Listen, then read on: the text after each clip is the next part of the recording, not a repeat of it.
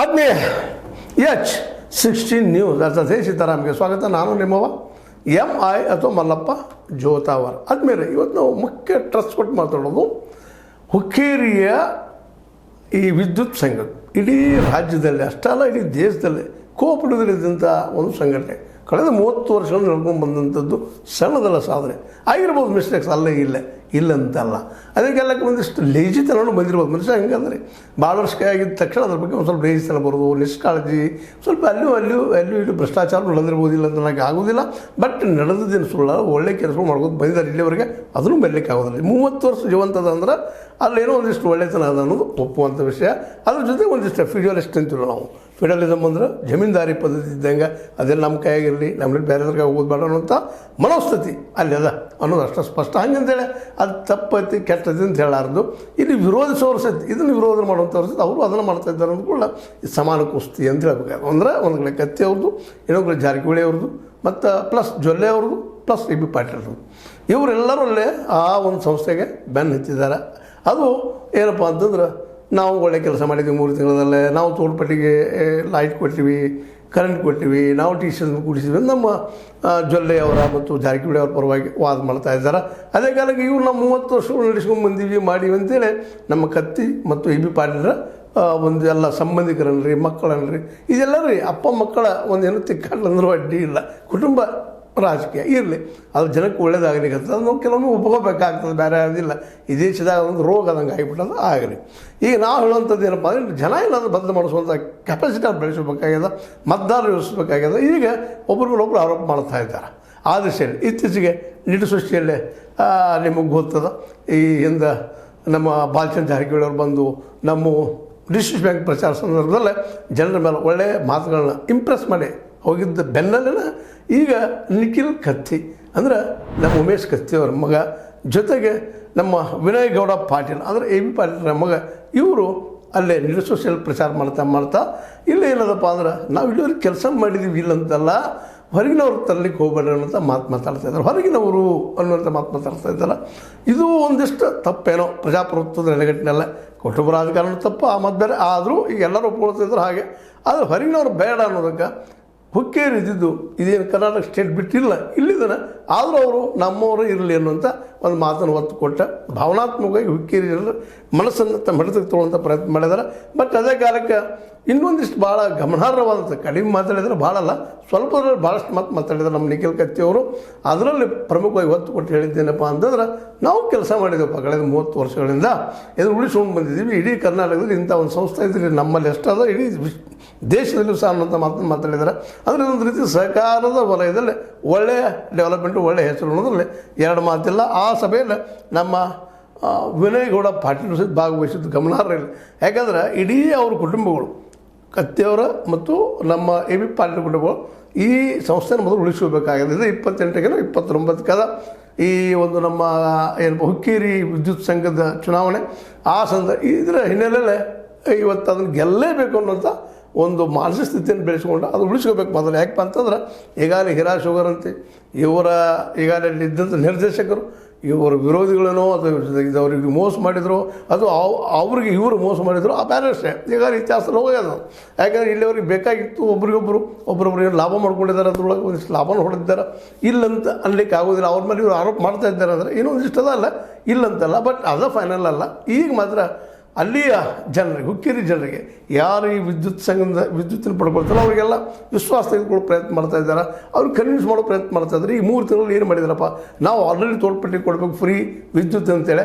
ಆ ಸಂದರ್ಭದಲ್ಲಿ ಅದು ಇರಲಿಲ್ಲ. 2022 ನಾವು ಪ್ರಯತ್ನ ಮಾಡಿದ್ದೀವಿ ಅದನ್ನು.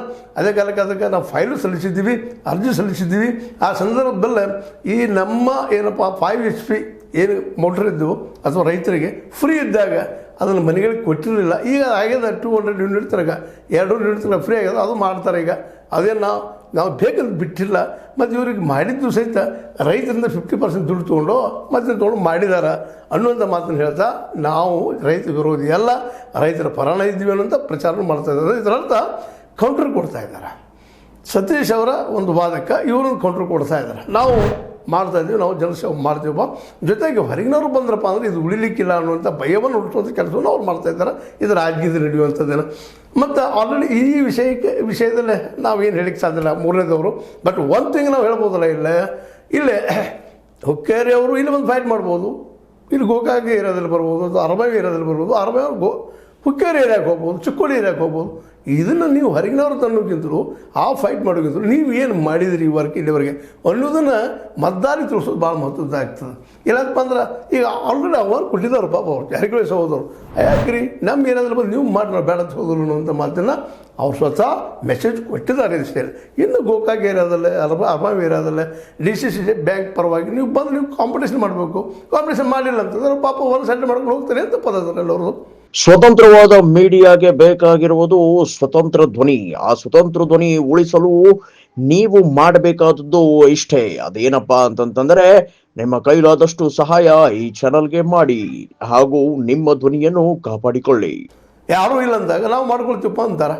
ಅದು ಹೋರಾಟ ಮಾಡಬೇಕಾಗಿದ್ದು ಈ ನಿಖಿಲ್ ಕತ್ತಿ ಅವ್ರಿಗೆ, ನಮ್ಮ ರಮೇಶ್ ಕತ್ತಿ ಅವ್ರಿಗೆ, ಪವನ್ ಕತ್ತಿ ಅವ್ರಿಗೆ, ಮತ್ತು ನಮ್ಮ ವಿನಯ್ ಗೌಡ ಪಾಟೀಲ್ರಿಗೆ ಅಥವಾ AB ಪಾಟೀಲ್ರಿಗೆ ಅಥವಾ ಅವ್ರ ಸಂಘಟಕರಿಗೆ ಇವರೆಲ್ಲರಿಗೂ ಬಿಟ್ಟಂಥ ವಿಷಯಪ್ಪ ಅದು. ಅವರು ಹೌದು ಇಟ್ಕೊಂಡ್ರೆ ಹೆಸರನ್ನು, ಅಪ್ಪನಗೌಡ ಪಾಟೀಲರ ಹೆಸರನ್ನು ಇಟ್ಕೊಂಡ್ರೆ ಅವರು. ನೀವು ಅದ್ರ ಬಗ್ಗೆ ನಾವು ಜೊತೆಗಿದ್ದೀವಿ ಅಂತ ಹೇಳೋಕ್ಕಿಂತಲೂ ನೀವು ಅಪ್ಪನಗೌಡರ ಪ್ರಾಮಾಣಿಕವಾಗಿ ಕೆಲಸ ಮಾಡಿದರೆ ಜನ ನಂಬ್ತಾರೆ. ಅದ್ರಾಗ ಏನು ಪ್ರಶ್ನೆ ಅದ. ಮತ್ತು ಹೌದು AB ಪಾಟೀಲ್ ಅಂತ ನಿಶ್ಚಿತವಾಗಿಯೂ ಅಪ್ಪನಗೌಡರ ಗರಡಿಯಲ್ಲಿ ಬೆಳೆದಂಥವ್ರು, ಅವ್ರ ಸಮೀಪದಲ್ಲಿ ನೋಡಿದಂಥವ್ರು. ಆದರೆ ತಮ್ಮ ಸಂಘಟನೆಗೆ ತಮ್ಮ ಹೆಸರು ಇಟ್ಕೋಬೇಕಾಗಿದ್ದು ಇಲ್ಲಿವರೆಗೆ ಮಾಡಲಿಲ್ಲದಾಗ ಅದರ ಪಾಪ ಸತೀಶ್ ಅವರು ಇಟ್ಕೊಂಡಿದ್ದಾರೆ ತಮ್ಮ ಪೆನಲಕ್ಕೆ. ಏನು ತಪ್ಪದ ಅದ್ರೊಳಗೆ? ನೀವು ಗೌರವಿಸಲಾರ್ದು ಅವ್ರು ಗೌರವ ಕೊಟ್ಟಿದ್ದಾರೆ. ಅದ್ರ ಬಗ್ಗೆ ವರಿ ಮಾಡುವಂಥದ್ದು ಏನಿಲ್ಲ. ಅದೇನೋ ಆಗಲಿ, ಇವತ್ತು ಹುಕ್ಕೇರಿ ಕ್ಷೇತ್ರದಲ್ಲೇ ಈ ವಿದ್ಯುತ್ ಇರುವಂಥ ಈ ಚಿಕ್ಕಾಟದಲ್ಲೇ ನಿಶ್ಚಿತವಾಗಿಯೂ ಈ ಸಂಘರ್ಷ ಆ ಸಂಘವನ್ನು ಪಡ್ಕೊಳ್ಬೇಕು ಅನ್ನುವಂಥ ಜಿದ್ದಾಜಿದ್ದಿ ಯಾಕದಪ್ಪ ಅಂದ್ರೆ ಇಲ್ಲಿ ಗೆದ್ದವ್ರಿಗೆ DCC ಬ್ಯಾಂಕಿನ ಹೋಗು ಹಾಗೆ ಇನ್ನಷ್ಟು ಸುಲಭ ಆಗ್ತದೆ ಅನ್ನೋದು ಈಗಾಗಲೇ ಈ ಒಂದು ಬೆಳಗಾವಿ ಜಿಲ್ಲೆ ತುಂಬ ಹಬ್ಬಿದಂಥ ವಿಷಯ. ಯಾಕಂದ್ರೆ ಕತ್ತಿ ಅವ್ರ ಫ್ಯಾಮಿಲಿ ಜೊತೆಗೆ ನಮ್ಮ AB ಪಾಟೀಲ್ ಫ್ಯಾಮಿಲಿ ಇವತ್ತು ಏನೋ ನಮ್ಮ ಸತೀಶ್ ಅವ್ರು ಹೇಳ್ಬೋದು AB ಪಾಟೀಲ್ ಮೊದಲಿನ ಮಹತ್ವವಿಲ್ಲ ಹಾಗೆ ಹೀಗೆ ಏನು ಹೇಳ್ಬೋದು. ಬಟ್ ಅದೇ ಕಾಲ AB ಪಾಟೀಲರು ಅದಕ್ಕೆ ಕೌಂಟ್ರ್ ಕೊಟ್ಟಿದ್ದಾರೆ. ಈಗಾಗಲೇ ನಾವೇ ಎಮ್ಗಿನಬಲ್ ಬಂದು ಪರಿಚಯ ಮಾಡಿಸಿದ್ದೀವಿ, ನಮ್ಮಿಂದ ಇಲ್ಲಿ ಲೀಡರ್ ಆದರು, ಈಗ ಮರ್ತ್ರೆ ಹೆಂಗೆ ಅನ್ನುವಂಥ ಮಾತನ್ನು ನಮ್ಮ AB ಪಾಟೀಲರು ಇವತ್ತು ಕೇಳ್ತಾ ಇದ್ದಾರೆ ನಮ್ಮ ಸತೀಶ್ ಅವ್ರಿಗೆ. ಅಂದರೆ ಆಯ್ತಲ್ಲ ಅರ್ಥ ಏನಪ್ಪ ಅಂದ್ರೆ ಇಲ್ಲಿ ಒಬ್ರಿಗೊಬ್ರು ಸಹಾಯ ತೊಗೊಂಡಿದ್ದಾರೆ ಎಲ್ಲರೂ. AB ಪಾಟೀಲರು ಆಗಿರ್ಬೋದು, AB ಪಾಟೀಲ್ ಇವತ್ತು ಇಲ್ಲ ಅನ್ಬೋದು, ಅಥವಾ ಮತ್ತು ಸತೀಶ್ ಅವರು ಇಲ್ಲ ಅನ್ಬೋದು, ಎಸ್ ಅನ್ಬೋದು, ಅವ್ರಿಗೆ ಬಿಟ್ಟಂಥ ವಿಷಯ. ಆದರೆ ಒಬ್ಬರೊಬ್ಬರು ಲಾಭ ಮಾಡ್ಕೊಂಡಿದ್ದೀವಿ ಸುಳ್ಳಲ್ಲ. ಕತ್ತಿ ಅವರಿಂದ ಜಾರಕಿಹೊಳಿ ಕುಟುಂಬದವ್ರು ಲಾಭ ಮಾಡ್ಕೊಂಡಿದ್ದಾರೆ. ಅದೇ ಕಾಲಕ್ಕೆ ಜಾರಕಿಹೊಳಿ ಅವರಿಂದ ಇವರು ಅಧ್ಯಕ್ಷರು ಆಗಿದ್ದಾರೆ 10 ವರ್ಷಗಳ ನಮ್ಮ ರಮೇಶ್ ಕತ್ತಿ ಅವರು.